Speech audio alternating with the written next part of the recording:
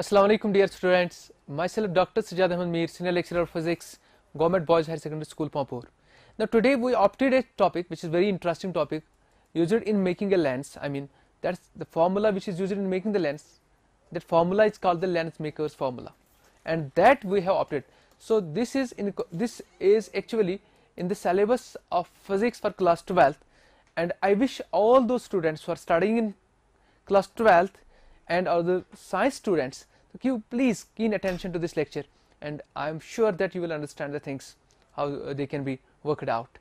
So for that let us go for the recapitulation type of the things, since we might have gone through the refraction through spherical refracting surfaces, and when we have studied those cases, that refraction through spherical refracted surfaces, then what we have found in case of convex type spherical refracting surface, and we might have found there when an object is on rarer side, you can find it here, when the object is on rarer side and the image is formed in the say denser side, then we might have got this formula there, which is the relationship between object distance, u is here object distance, v is here image distance, and this r is the radius of curvature of that convex spherical surface, and mu1 is the refractive index of the surrounding medium, and mu2 is the refractive index of that convex type spherical surface. Now however, if the object is on the denser side, then what we have got the similar relationship there between the object distance u, image distance v, and the radius of curvature for that spherical surface with the respective refractive indices. We might have got this similar kind of the relationship, with only difference that we need to exchange mu1 by mu2 and mu2 by mu1. This was a kind of recapitulation. Here mu2 mu1, here it is mu1 by mu2. Just you need to remember, when object is on the rarer side, you will get something like this equation, and when the object is on the denser side, this relationship comes out.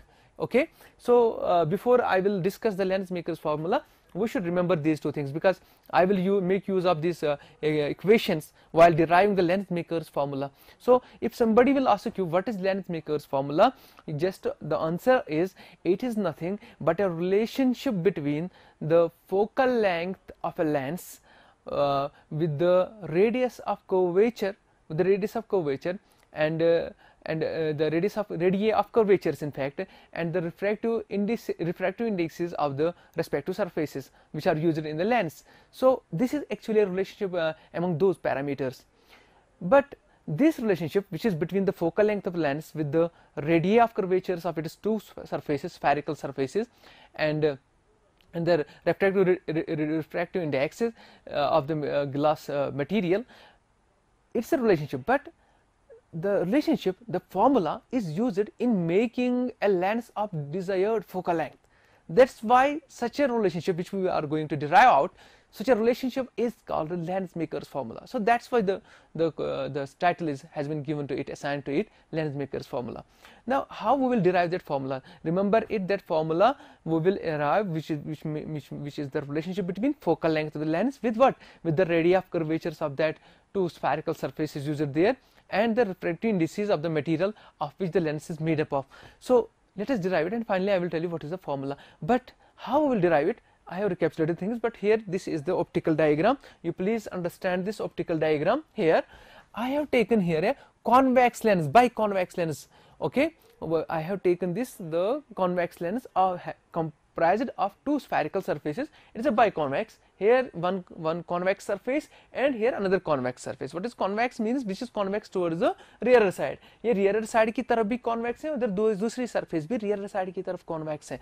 तो मेरा ये lens बन रहा है out of that.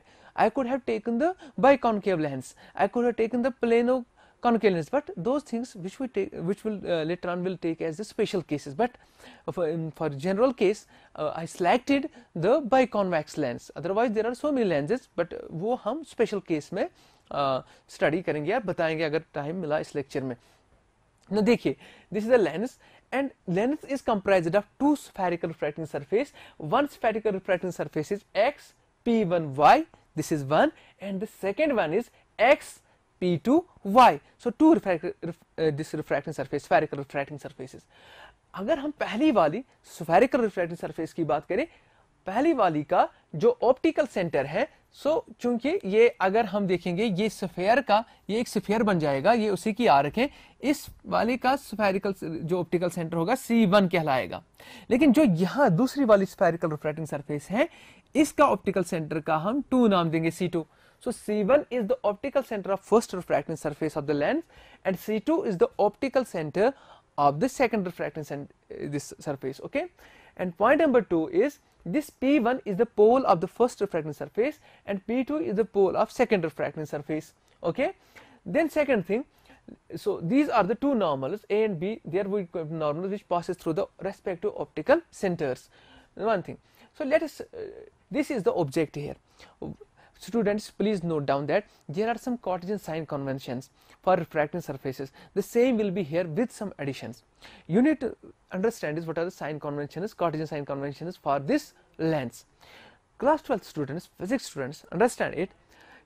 What you will do, always measure here the distances from the optical center of the lens. In case of refracting surface, what you have taken from the pole of the the surface, but here you will take every measurement from this optical center of the lens. Okay, or similarly, one more thing, the aperture of the lens is considered very small. If we consider aperture small, तो उससे क्या होगा, उससे ये होगा that optical center will be nearer to the pole, but for small aperture lens, and this pole number 2 will be close to the optical center C of the lens. So अगर हम measurement लेंगे ना C से, optical centre से, तो ये मतलब है जैसे कि हम पोल से ही ले रहे हैं। ऐसा क्यों? क्योंकि इससे जो हमारी मेजरमेंट है, प्रीवियस जो हमने क्वेश्चंस पढ़े होंगे रिफ्रैक्टिंग सरफेस में, वहाँ हम पोल से लेते हैं तो हमारी वो फॉर्मूला चेंज नहीं होंगे, इसलिए हम स्मॉल अपर्चर यहाँ पर लेना है। सेकंड थिंग, जो भी डिस्टेंस आप मेजर करोगे in the direction of the incident ray, they are taken to be positive and vice versa. मतलब जो अगर आपने जो मेजरमेंट ली ऑप्टिकल सेंटर से, अगर वो अगेंस्ट द इंसिडेंट रे होंगे तो वो नेगेटिव लेना, अगर वो इन the direction of the incident रे होंगे तो पॉजिटिव लेने हैं। तो ये आपको साइन कन्वेंशन याद रखने हैं। और one more Cartesian sign convention is that object as well as image, they are taken to be as a point size. वो आपको point size लेने हैं on the principal axis। जैसे कि मैंने यहाँ object for object ये point size ही लिया, मैंने बड़ा नहीं लिया। So object is here, okay? तो आपको conventions याद रहे। First of all the measurements should be taken from the optical center of the lens, and the lens should be considered of a small aperture, and the measurement taken in the direction of the incident ray are taken positive, I mean from the optical center positive. However, those measurements which are measured from the optical center but are opposite to the incident rays, they are taken as negative. And these are some coordinate sign conventions.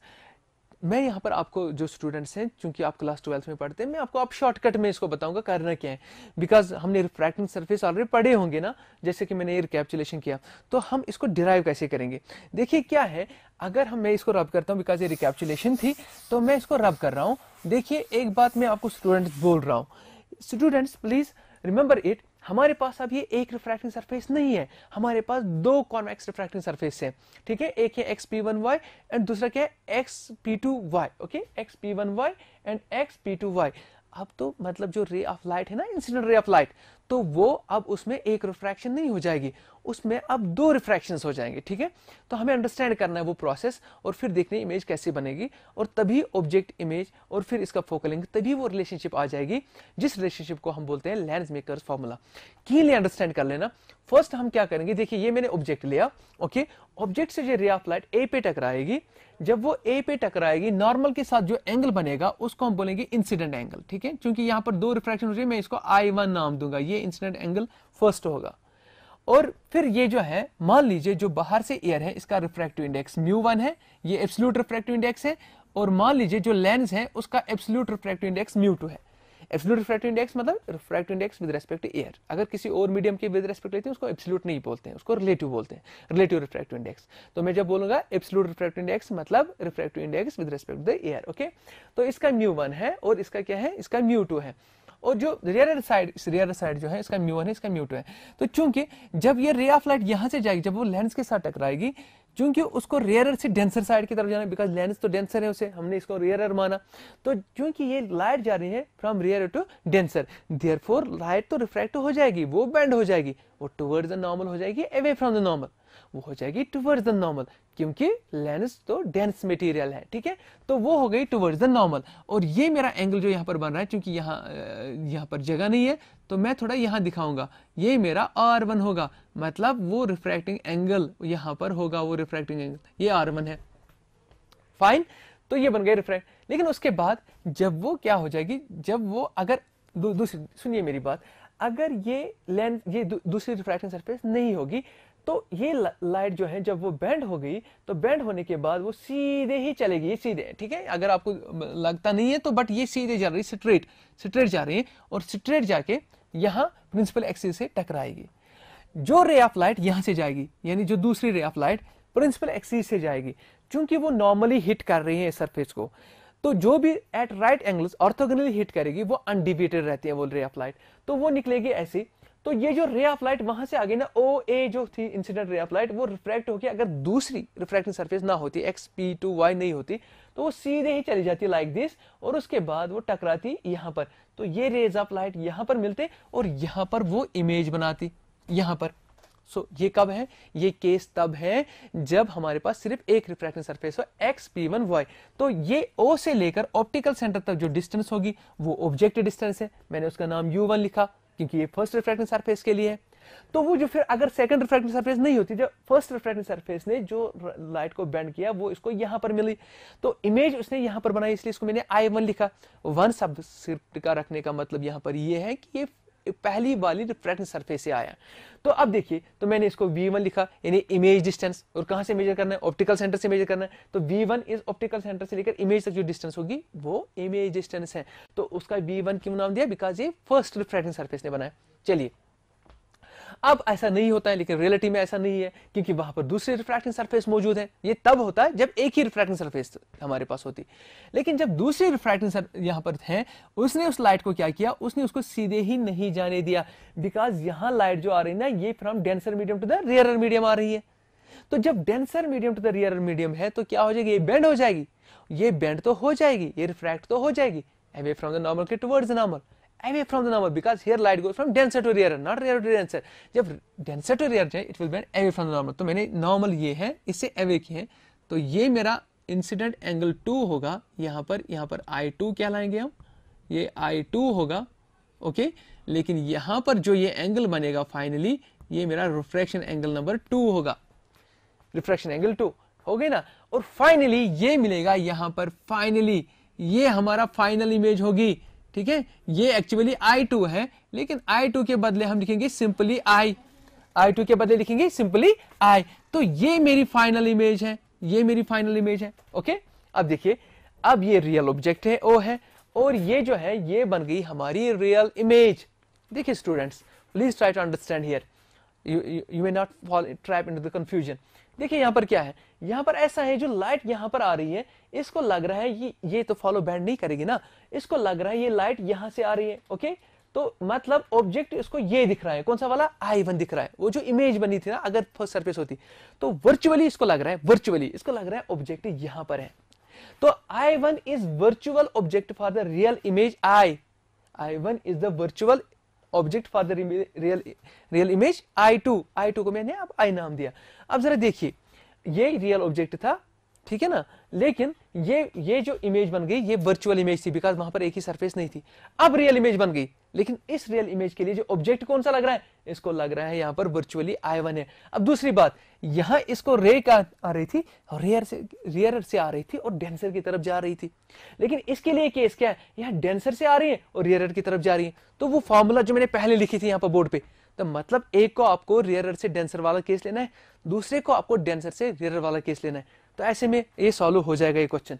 तो देखिए हम क्या करेंगे, हम लिखेंगे पहले ऐसे, for refracting surface for SRS का मतलब स्टूडेंट्स मैं एक बार बोल रहा हूँ आपको, स्फेरिकल रिफ्रैक्टिंग सरफेस।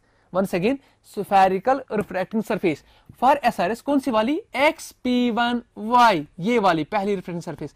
इसके लिए relationship between image distance, object distance and this refractive index क्या है, वो हमें यहां पर करना है, वो मैंने ऑलरेडी लिखी थी। देखिए क्या हो जाएगा, यहां पर हो जाएगा ऐसे, -μ1 divide by U plus μ2 divide by V is equal to 1 by R mu two minus mu one. मैंने ऑलरेडी ये आपको यहाँ पर एज ए रिकैपिचुलेशन दिया था, लेकिन फिर मैं लिख रहा हूँ। बट ये तो जनरल एक्सप्रेशन है ना, ये तो जनरल कहाँ, जब लाइट, जब ऑब्जेक्ट होगा रियर साइड में और रिफ्रैक्टिंग सरफेस फर्स्ट के लिए एक्स p1y के लिए हमारा ऑब्जेक्ट है रियर साइड में ही, तो फॉर्मूला यही वैलिड है। बट यहाँ पर हम ऑब्जेक्ट डिस्टेंस को u1 नाम दिए, ये देखिए u1 नाम दिए हैं, और इमेज डिस्टेंस को हम v1 नाम दिए, ये है v1 इमेज डिस्टेंस। तो इसलिए मैंने अब सबस्क्रिप्ट लिखना शुरू कर दिया, क्योंकि ये अब जनरल केस नहीं है, अब ये पर्टिकुलर केस हो गया। तो इसी तरीके से जो इसका रिफ्रैक्टिव इंडेक्स है उसको मैं r1, तो पता चला ये फर्स्ट रिफ्रैक्टिव सरफेस के लिए सब में सबस्क्रिप्ट मैंने 1 1 दिया, बाकी म्यू1 म्यू2 वही रहेगा, बिकॉज मैंने कन्वेंशनली वही इस्तेमाल किया, रियर साइड को म्यू1 और डेंसर साइड को म्यू2। चलिए इसको इक्वेशन नंबर हम 1 नाम देंगे, ठीक है, 1 नाम देंगे। तो similarly for SRS, what is now SRS, spherical refracting surface, जो कि कॉन्वेक्स है, ऑफ कोर्स कॉन्वेक्स है, वो xp2y यानी दूसरी रिफ्रैक्टिंग सरफेस, इसके लिए मुझे ऑब्जेक्ट इमेज डिस्टेंस और रेडियस ऑफ कर्वेचर के बीच में कौन सी रिलेशनशिप है। देखिए ये वाली तो वैलिड है, मैं पहले लिखता हूं फिर बाद में चेंज करूंगा। μ1/u plus μ2/v is equal to 1/r μ2 minus μ1। Okay, ये तो तब है जब ऑब्जेक्ट रियर से डेंसर जा रहा है, लेकिन उसके लिए वो केस नहीं है, उसके लिए केस है डेंसर से रियर। तो ये म्यू एक्सचेंज करवाने हैं, मतलब ये μ2 आएगा और ये क्या आएगा, ये μ1 आएगा, ठीक है। तो यहां पर भी एक्सचेंज करना है, यहाँ μ1 आएगा और यहाँ क्या आएगा, μ2 आएगा, बिकॉज यहाँ डेंसर से रियर की तरफ ले जा रही है, अंडरस्टैंड। और दूसरी बात, ऑब्जेक्ट डिस्टेंस क्या है, देखिए डियर, ऑब्जेक्ट डिस्टेंस दूसरे के लिए क्या है, क्योंकि दूसरे के लिए जो यहाँ इमेज डिस्टेंस थी ना, पहले के लिए v1, दूसरे को लग रहा है, जो दूसरी सरफेस है उसको लग रहा है ऑब्जेक्ट वहां पर है, तो ये जो v1 है ना दूसरे के लिए ये u2 है, मतलब ऑब्जेक्ट डिस्टेंस सेकंड सरफेस के लिए। पहले सरफेस के लिए जो इमेज डिस्टेंस v1 है, दूसरे के लिए वो ऑब्जेक्ट डिस्टेंस u2 है, ठीक है ना। तो ये मैं यहाँ पर u2 लिखता हूँ, ये ऑब्जेक्ट डिस्टेंस है, और इमेज डिस्टेंस v2 वहां लिखा है मैंने, इमेज रियल में ये बन गई i, तो i की सीध में जो है, अगर मुझे यहाँ तक जा रहा है एक्चुअली, तो ये जो है ये इमेज डिस्टेंस है v2, मैंने यहाँ लिखा है v2। तो अब देखिए दूसरी जो रिफ्रैक्टिंग सरफेस है उसके लिए रेडियस ऑफ कर्वेचर r2 है, तो इस इक्वेशन को हम नाम देंगे 2, ठीक है। अब हम ऐड करेंगे, देखिए ऐड करेंगे, ऐड इक्वेशंस, हम इक्वेशंस फर्स्ट एंड सेकंड को ऐड करेंगे, जरा बताइए क्या मिलेगा हमें। देखिए इक्वेशंस आपके सामने, आपको आएगा माइनस μ1/u1 प्लस μ2 शाबाश μ2/v1, ये हो गया, ये इसको ऐड कर लो, किसके साथ ऐड करना है, ये वाली टर्म, माइनस μ2 शाबाश u2, ठीक है, प्लस μ1/v2, ये आ गई इक्वेशन, इज इक्वल टू, यहाँ इन दोनों को राइट हैंड साइड भी ऐड हो जाएगा, तो यहाँ रहेगा 1/r1, यहाँ रहेगा μ2 माइनस μ1, फिर आएगा प्लस 1/r2, क्योंकि दूसरी ये टर्म 1/r2 μ1 माइनस μ2, ये देखिए ये हमारी इक्वेशन है। क्योंकि जगह नहीं है तो मैं ये रब कर रहा हूं सेक्शन नंबर 1। ओके, अब देखिए, अब दोनों को ऐड करेंगे, आप देखिए बहुत ही खूबसूरती के साथ इसको ड्राइव करेंगे आप घर में, आज आप कर लेना। तो ये देखिए, अब यहां जब ऐड करेंगे हम ऐसे करेंगे ऐड, यहां पर मैं ऐसे लिखूंगा माइनस μ1/u1, ऐसे μ1/u1 प्लस यहां पर क्या है μ2/v1 प्लस, यहां देखिए प्लस माइनस माइनस, यहां पर माइनस आएगा, फिर क्या आएगा μ2/u2, शाबाश μ2/u2, ये देखिए very good, plus μ1 divide by फिर क्या है v2। अब देखिए यहां पर प्लीज, यहां पर कंसंट्रेट कीजिए, यहां μ2 माइनस μ1 है, यहां μ1 माइनस μ2 है, तो हम इसको कॉमन निकाल रहे हैं। कॉमन निकालने के बाद देखिए, जब हम μ2 माइनस μ1 कॉमन निकालेंगे ना, तो यहां रहेगा 1/r1 minus 1/r2। You know this minus क्यों आ गया, ये माइनस ये इसीलिए आ गया क्योंकि यहाँ पर μ1 माइनस μ2 था, मैंने μ2 माइनस μ1 कॉमन निकाला, तो मैंने पहले इसको माइनस कॉमन निकाला, इसलिए यहाँ पर अब माइनस आ गया, ठीक है, अंडरस्टैंड। अब जरा देखिए एक और बात स्टूडेंट्स, जो ना u2 है, अब देखिए जो u2 है वो मेरा v1 के बराबर है, या देखिए ये जो ऑब्जेक्टिव डिस्टेंस सेकंड के लिए है वो पहले के लिए इमेज डिस्टेंस है, तो मतलब हम ना एक काम कर सकते हैं, हम इसके बदले u2 के बदले हम v1 ही लिख सकते हैं, इसके बदले हम क्या लिख सकते हैं, v1, अंडरस्टैंड। जब बिकॉज जो दूसरे के लिए ऑब्जेक्टिव डिस्टेंस पहले के लिए इमेज डिस्टेंस है, तो इसका मतलब ये सेम है ना, μ2/v1, तो ये दोनों कैंसल आउट हो जाएंगे, तो बचेगा क्या, माइनस μ1/u फिर यहाँ क्या बचेगा प्लस μ1 बाई u1, यही v2 है, ठीक है। This is equal to μ2 minus μ1 और यहाँ बचा बेटा 1 by r1 minus 1 by r2। Understand? Okay, so देखिए अब और एक मैं आपको दिखाऊंगा एक बात और, देखिए कीनली देखिए कैसे डिराइव खूबसूरती के साथ ये होने वाला है। अब मैं ना यहाँ से μ1 कॉमन निकालूंगा, ठीक है। तो यहाँ बचा 1 बाई u1, ठीक है। जब μ1 कॉमन निकाला 1 by u1 plus 1 by v2, okay. ऐसे this is equal to μ2 minus μ1, यहाँ पर बचा 1 by r1 minus 1 by r2। Dear ये मैंने इसीलिए टीवी लेक्चर लिया बिकॉज यहाँ डिराइवेशन थी, ओके। अब जरा देखिए u1 जो है ना ये अल्टीमेट ऑब्जेक्ट है ना, v2 जो है ना अल्टीमेट इमेज है, यानी रियल ऑब्जेक्ट रियल इमेज। क्यों ना हम ये सब्स्टिट्यूट ड्रॉप करेंगे, हम सीधे u और v लिखेंगे, मतलब u1 के बदले u, बिकॉज लेंस को पता नहीं है लेंस फाइनली, इसके बदले v, लेंस फाइनली बताएगा फाइनली। अगर हम लेंस को पूछेंगे वो तो जवाब नहीं देगा, मगर अगर हम सोचेंगे फाइनल हमारे पास क्या आएंगे, फाइनली हमारे पास ये लगेगा कि ये जो u1 है ये रियल ऑब्जेक्ट अल्टीमेट यानी रियल ऑब्जेक्ट डिस्टेंस है, और जो ये v2 है ना ये रियल इमेज डिस्टेंस है। तो ये सबस्क्रिप्ट हम ड्रॉप करने जा रहे हैं बिकॉज यही दो तो रियल हमें मिल रहे हैं।